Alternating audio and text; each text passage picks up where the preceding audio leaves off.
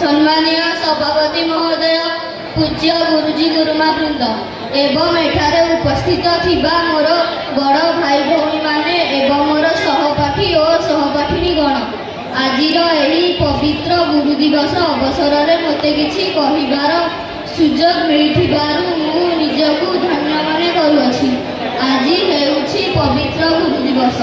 September मास 5 तारिख को सारा भारत वर्ष में गुरु दिवस रूपे पालन करा जाए। 1988 मसीहा सेप्टेम्बर मास 5 तारिख में डॉक्टर सर्वपल्ली राधाकृष्ण तिरुगाणी ग्राम में जन्मग्रहण करथिले। ताको पिताको नाम हेउछि वीरस्वामी। 1969 मसीहा सेप्टेम्बर मास पालन करा जाउछि। किंतु गुरु सेवा कठिन, गुरु को कृपा लाभ करने कष्टसाध्य। एबे गुरु शिष्य मधुर परंपरा लोप पाइबाक बसी एवं शिक्षादान एक व्यवसाय में परिणत हो सारी। यथार्थरे कहुई गुरु ब्रह्मा गुरु विष्णु गुरुदेव महेश्वर गुरु साक्षात परब्रह्म तस्मै श्री गुरवे नमः। गुरु एकाधारे हेउछंती ब्रह्मा विष्णु महेश्वर। से पुणी हत्ता कर्ता पुणी दैव विधाता। तांको आशीर्वाद रे माटी हुए सुना पुणी पत्थर हुए हीरा। पुनश्च भागवत कहुई गुरु को न मणिक नर गुरु ही साक्षात ईश्वर।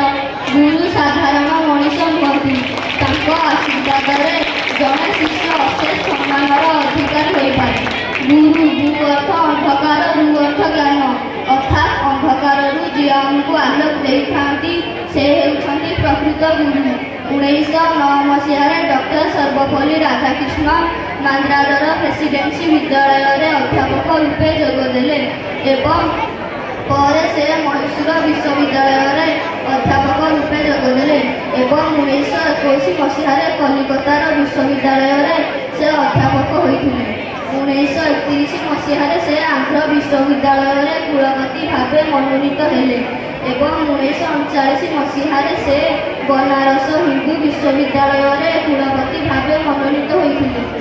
1952 1962 मसीहा पर्यंत से दक्षतार सह उपराष्ट्रपति कार्य करते एवं 1962 मसीह से भारतर द्वितीय राष्ट्रपति होते। 1967 मसीह से राष्ट्रपति पदरू विदाय नहीं।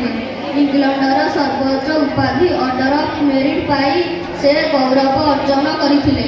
आज हेउछि पवित्र गुरु दिवस। शेष में आमे समस्ते शपथ नेबा आमे गुरु को सम्मान प्रदर्शन करिबा एवं गुरु को कथा मानिबा।